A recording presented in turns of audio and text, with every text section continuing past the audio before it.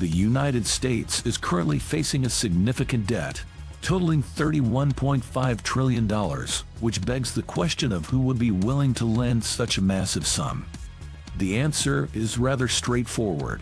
While the country primarily owes the debt to itself, it also owes money to various other countries. In essence, the U.S. owes two distinct groups of individuals: the general public, which encompasses foreign investors, other countries, and investors in the U.S., as well as the U.S. government itself. To understand the composition of these groups and the percentages involved, it is essential to first consider the basics. When the U.S. government needs money, it raises funds by issuing savings bonds or treasury bonds, which are essentially papers that promise to repay the buyer with interest. Numerous people are interested in purchasing these bonds due to their reliability, including banks, foreign governments, and even regular individuals. The debt ceiling, which sets the cap on the bonds that the U.S. Treasury can issue, is crucial in financing government spending, and Congress will raise it by selling additional treasuries. The next question that arises is who owns these bonds? Contrary to popular belief, foreign investors and governments only account for approximately 30% of the total U.S. debt, while the remaining 70% is held by the U.S. government, the Federal Reserve, or U.S. investors such as banks, institutions, and ordinary people.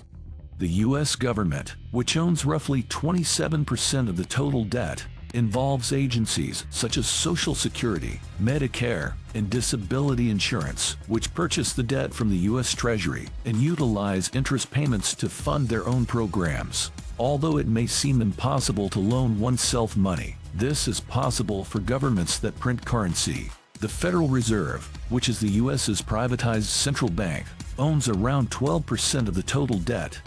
The final 28 to 30% of the debt is owned by foreign investors, with China and Japan being the most significant purchasers, while Brazil, Ireland, and the UK are also major buyers. By investing in U.S. treasuries, these countries can regulate their currency value in relation to the U.S. dollar, which can prove advantageous for trade and other monetary policies.